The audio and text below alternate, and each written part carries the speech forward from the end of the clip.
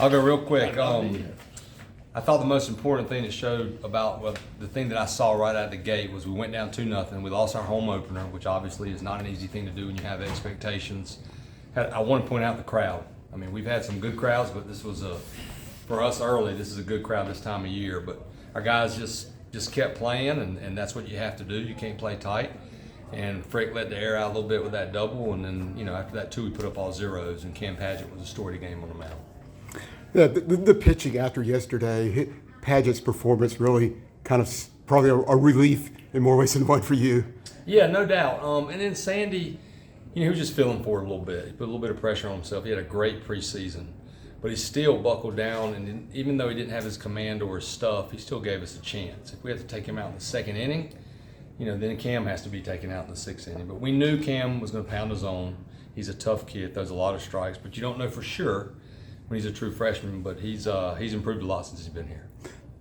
I was going to say, just kind of what is that sort of progression you've seen from him since he got to campus? Yeah, Coach Gaines done a really good job. He had a curveball. He's always had a changeup, but he had a curveball, and it really wasn't. He couldn't locate it, so he dished it and went to a slider.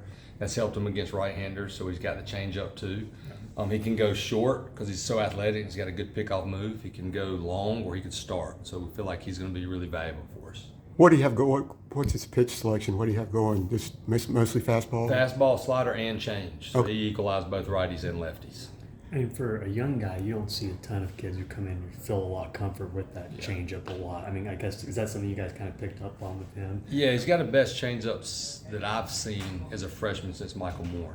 It's not as good as Michael's, but the command of it is as good. When you have a change, it's the best pitch in baseball. If you're locating your fastball, because it's hard, it's the same arm speed, and he can equalize the righties and the lefties. What was in the dugout after you lose the opener and 2 runs in the first inning? Well, I mean, you're dealing with, Osuna's not available right now to Castagnazzi, but you still got a lot of guys on the field that went through an 18-3 start and then were 23-18. So honestly, I think it was just, they were anxious, that's it, to go out there and get a win, but it wasn't that big a deal to them. It was just more like, okay, we got to pitch it better, and we got to have some quick innings so we can get with the flow of the game.